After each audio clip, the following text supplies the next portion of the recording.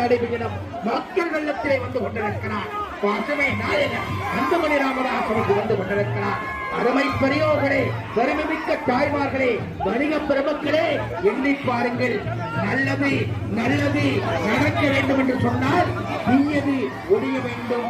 அறம் நடி சிறக்க அல்லது கெடுக என்று ஐங்குறோர் கூற்றுப்படி நல்லது இல்லாதது கெட்டு போனால் நல்லது தானாக நடக்கும் என்று அந்த எண்ணத்தோடு திராவிட முன்னேற்ற ஆட்சியை அப்புறப்படுத்த 100 நாள் நடைபெறும் மக்கள் வெள்ளத்திலே வந்து கொண்டிருக்கிறார்.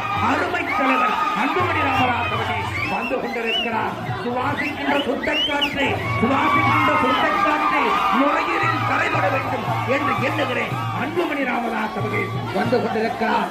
அருமை பெரியோர்களே, தாய்மார்களே, எண்ணி பாருங்கள். தமிழ்நாட்டிலே தமிழ்நாட்டு மக்கள் இன்றைக்கு மதுவாலும் போதையாலும் சிக்குண்டு தவித்துக் கொண்டிருக்கிறார்கள். தமிழ்நாட்டிலே பெண்களுக்கு பாதுகாப்பு இல்லை. 5 வயது சிறுமி முதல் 80 வயது மூதாட்டி வரை தமிழ்நாட்டிலே வன்முறை கலாச்சாரம், பாலியல் குற்றச்சாட்டுகள் மிகுந்திருக்கிற தமிழக வாழ வழியில்லாத ஒரு நாடாக தமிழ்நாடு மாறிக்கொண்டிருக்கிறது. இதற்கு மாற்றம் வேண்டும் என்பதற்காக அன்புமணி ராமதாஸ் அவர்கள் திட்டங்களை கையிலே வைத்துக் கொண்டிருக்கிறார். தனக்கு கிடைத்த வாய்ப்பை பயன்படுத்தி 108 ஆம்புலன்ஸ் திட்டத்தை கொண்டு வந்து லட்சோப லட்சம் உயிர்களை காப்பிட்டு அன்புமணி ராமதாஸ் அவர்கள் வந்து கொண்டிருக்கிறார்.